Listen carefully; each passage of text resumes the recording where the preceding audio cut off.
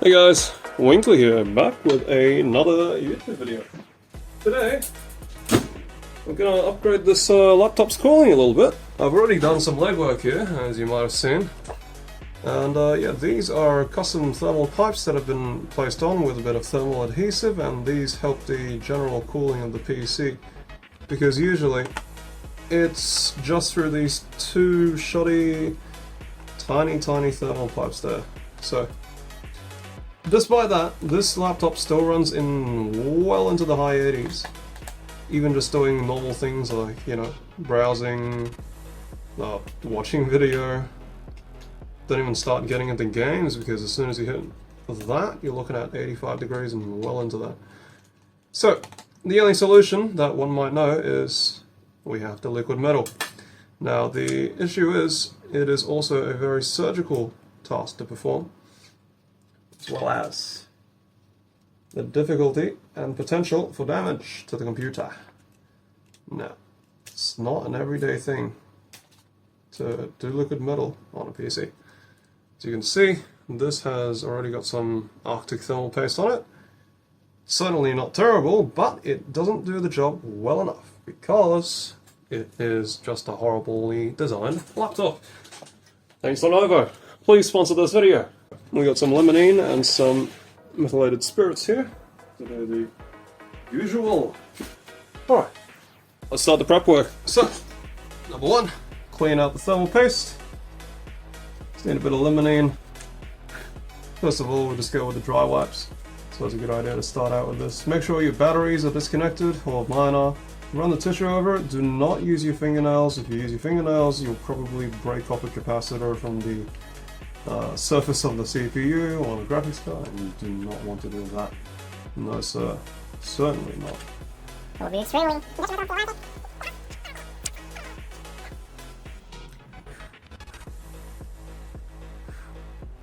Once that's mostly cleaned up, give it a run over with some limonene soaked tissue as well.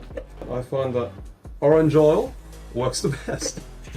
I have used a greaser in the past. If you have that, you can also use that in a pinch, but it's kind of toxic.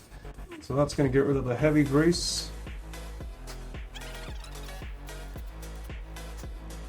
Alright, now, to finally once over it, you have to clean the surface with methylated spirits or alcohol, making sure to get rid of any and all dust that's on there.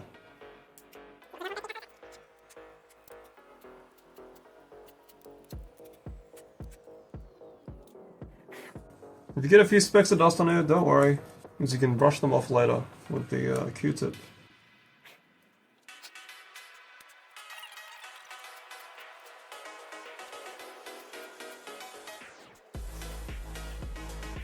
That's as clean as that's going to get. The important part, now we're going to apply some nail polish. Okay, the old one I had dried up a bit, so it's pretty useless now.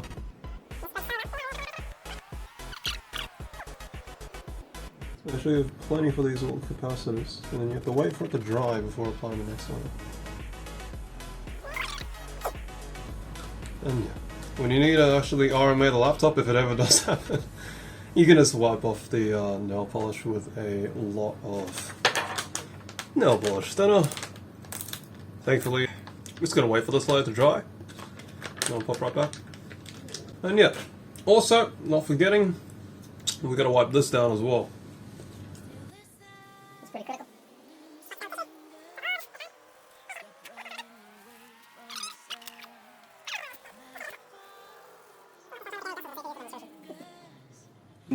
Gonna need a scuffing pad on the copper side of things, or very fine sandpaper if you have that instead.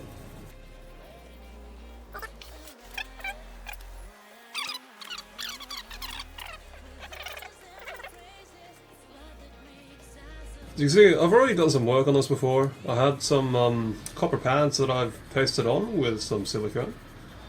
That really helps with the heat transfer of the VRAM off of that. Oh, yeah. A lot of the times with these laptops, you just have to put some kind of cooling on the VRMs. They really don't get much cooling at all.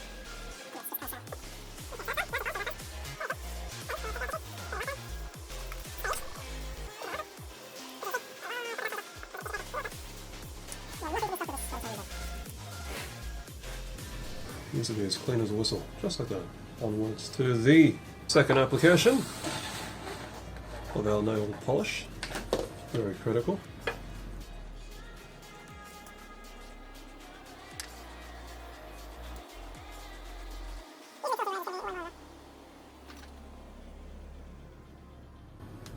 You can get it to brush up just against the die, But not much further than that.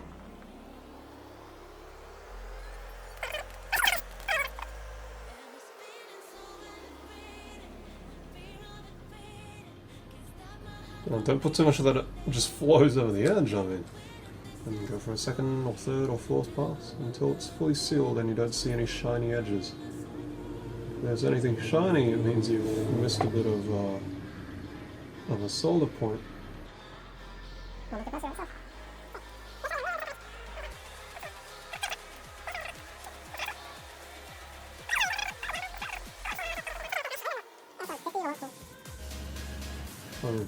If you're going to go that extra mile, at least put some copper on it so it doesn't overheat. Isn't it? Some food for thought. Anyways, that's done. Alright, let's get onwards with the last step, which is our liquid metaling fun part. Which means, get yourself some cotton tips. Any kind will do. Just make sure they're not dyed any color, if you can, avoid that. Okay, so very carefully, don't put any tips on this and do not vibrate the liquid metal while it's in your hand. You want to pinch the stem with your fingers, just let down a tiny bead of LM. First on the core, and then on the iGPU, and that's going to be enough. Just that much. Now, withdraw the liquid metal back into the tube, and lay it flat on the table, preferably recap it if you don't know what you're doing too much. And take the top of your cotton bud. You must take the top, don't use the side because it'll untangle it. Use the top of the bud, spread out the liquid metal on the chip very carefully. Just like that. Go from the center, spread it out from center in concentric circles. There you go, that's one done. These laptop chips are much easier than desktop ones. If you see any build-up, scrape it over and get it off the die. Same with this. Very slowly so you don't tear up the cotton bud. Center out to the edge. It's very important out there. Okay, that's done. No spillage, nothing like that. Almost perfect application. Almost perfect. Oh, like this. You're a silly way to do things, isn't it? So use the opposite tip of the cotton bud to clean up any spills you make. You can be the best applicator in the world and still spill a bit on the side, so it's perfectly normal.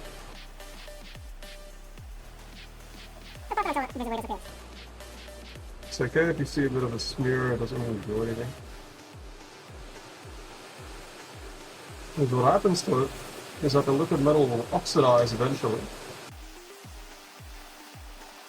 And if I can talk over this rain, the oxidation will prevent it from beating up and rolling around the surface.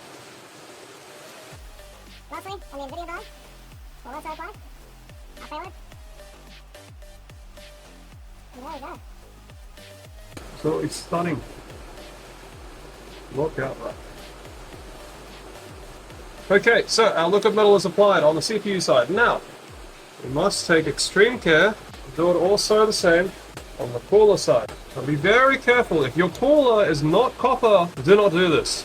If it's silver colored and it looks like nickel, scratch the surface of the cooler plate and see if it's actually copper underneath. Be also very careful, do some research beforehand if it's a copper alloy. Because if it's not pure copper and it has some aluminium in it alloy, then that can potentially rot when you put on any liquid metal. So just be aware of that issue. It certainly is a possibility. Yeah, you can afford to be a little bit generous, but not too much, because you got to remember this is not a desktop. If it's a laptop, it's going to be in motion half the time. You're going to have it in your backpack, it's going to be bumping around, running on a surface. Now, it's fairly critical to use a new and fresh cotton bud now, because you never want to use the same cotton bud twice, even in the same application. And you can beat up little droplets of liquid metal by touching it with a pre-applied Q-tip. It should be fine. Spread it out to the edges where it's defined. It should be alright. Go a little bit to fill in the corners.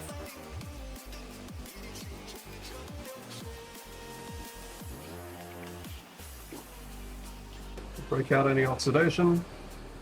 There you go, that's GPU. Fully applied. That's the CPU side of things. Flip it around, same idea. Keep it fresh. Now take it apart between the entire CPU just to be sure. And also to make sure that the copper is actually fully coated near the CPU. Prevents liquid metal from soaking out to the sides and getting lost. Yeah. If it looks a bit excessive, it's probably because it is.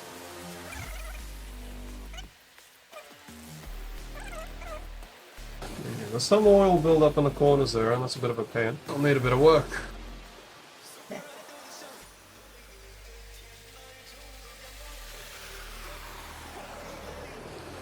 Alright, and that is really all you need to do. There you go. Perfect application. Thermal Grizzly Conductor Knot, check it out, it's a really good product. I've used all the other brands before, and Thermal Grizzly is the only one that really delivers.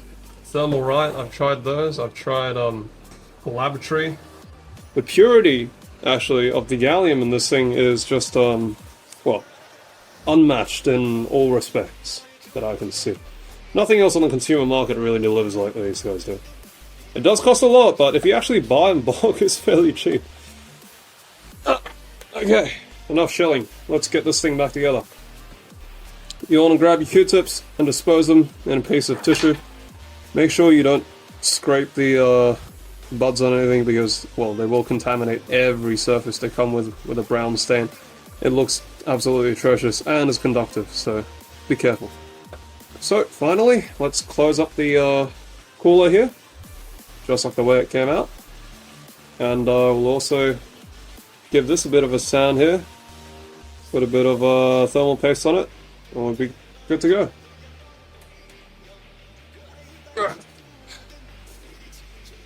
So, final step, just before we close it up.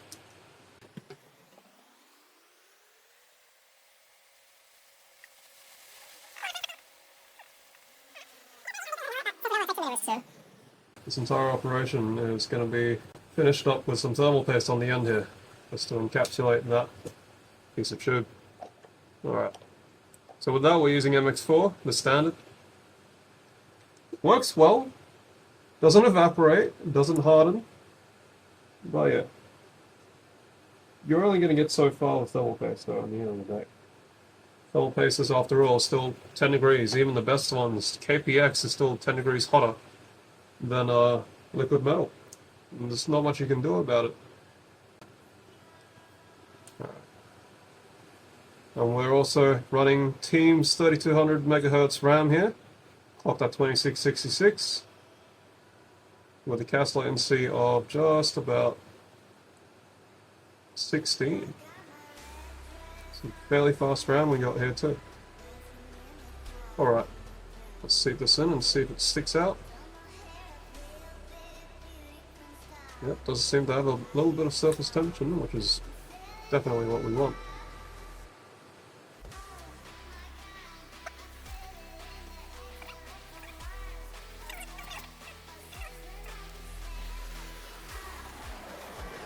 Alright, that's all in place. Now, we can finally check to see if it works. If it blows up, well, that would be commonly said. Here's my work PC. Well, a laptop, in this case. Yeah. It used to run so hot, well, it ran so hot, that I had to overvolt the fan and run it at the max possible RPM, which is emergency RPM, in order to keep this thing anywhere near cold enough. to run CSGO even without throttling to nothing. But before you reassemble any laptop, you're going to always introduce a little bit of static. So hold down the power button for about 30-40 seconds. It's pretty good to ground yourself on a piece of metal as well that's touching the floor. Now we can proceed to close the laptop itself. Love it or hate it, it's still something we always do. Liquid metalling. I actually prefer it a lot more over thermal paste because of just how thermally reliable it is. It lets you make systems and gaming systems with just way better temperatures than everyone else on the market. Which means, yeah, you won't be overheating all the time. You guys will actually cut out the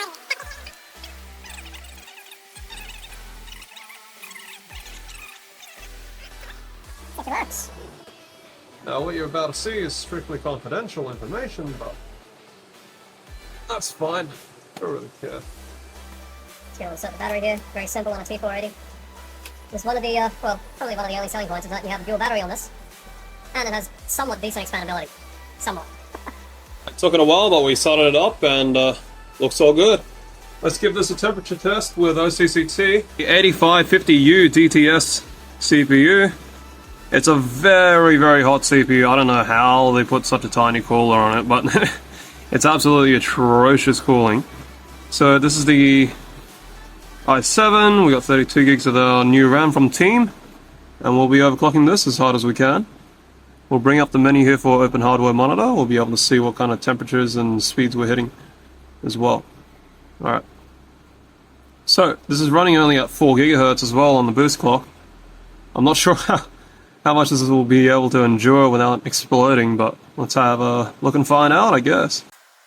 This fan, by the way, is spinning at nearly 5,000 RPM. It's currently at 4,464 RPM. Bit crazy. Let's see if she does alright on AVX. AVX medium passes very well, flying colors. AVX 1 small, see how she goes. I'm going to suspect that it might hit 75 degrees. And then we'll probably be looking at 85 for AVX 2. Oh, that is impressive! That is very impressive. We are only on 63 degrees. Wow, I mean... Not that crazy when you consider that it's down throttling yourself to hell, but at least that means in games we'll be able to at least use the PC. 67, 8, I think we're looking at a bit of thermal pipe, heat pipe saturation. Yeah. I mean, it's only 30 watts, like, oh, what can I say, man, it's a bit of a disappointment. But yeah, the core deltas though, really tight, 3 degree core delta. Very good. Should be okay then for AVX2, and well, yeah, this is 4 cores. Kind of Pepega, I mean, I can run all 8 threads, but then I'll throttle in every game that I play, which is pointless. I only really need 4 cores anyways. But AVX2, actually doing really well here. Far better than what I was getting before. Well, we are throttling down to about 3 GHz. But yeah, it's impressive. It is very impressive what I'm able to pull here. So yeah, still on the package power of 30 watts. There's not much you can do about that. But that means our thermal ceiling has dropped a whole 15 degrees nearly. And that's insane. Don't know what else to say.